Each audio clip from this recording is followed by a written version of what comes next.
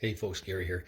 Hey, today we're looking at John 3, looking at verses 14 and 15 this morning, and kind of eavesdropping in on this conversation that Jesus is having with Nicodemus. And Jesus says to Nicodemus in verse 14, Ed, as Moses lifted up the serpent in the wilderness, so must the Son of Man be lifted up, that whoever believes in him may have eternal life. Now we read that and go, what in the world is going on here, right? Why would Moses be lifting up a serpent? Well, if you go back into the book of Numbers, you look at the Exodus that the Israelites had coming out of Egypt. There was a time when the Israelites would grumble and complain about things and basically have disbelief in who God was. They weren't believing that God was God.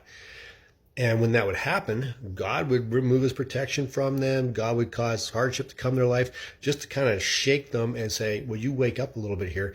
And so when they were disobeying God and not believing in him, these fiery serpents came out of the desert. So these serpents would come and they would bite them, and they would be in extreme pain from these snakes biting them, and they would die from that as well.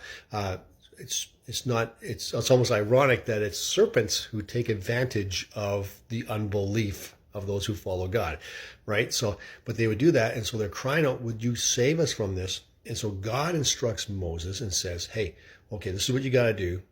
Go and form yourself a serpent, like make a serpent out of bronze or copper.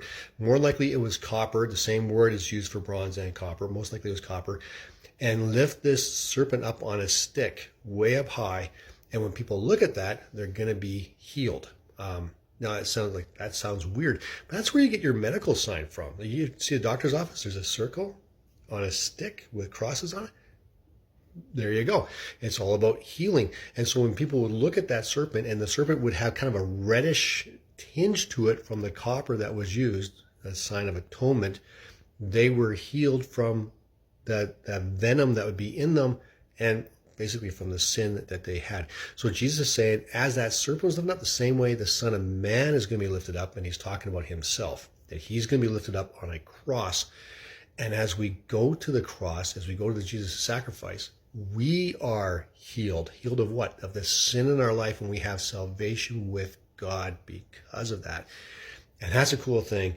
And that's something Nicodemus would understand. It's like, okay, something's going on here. Jesus is going to be atonement for everyone, that his death on the cross is going to bring salvation to everyone. And that's pretty cool.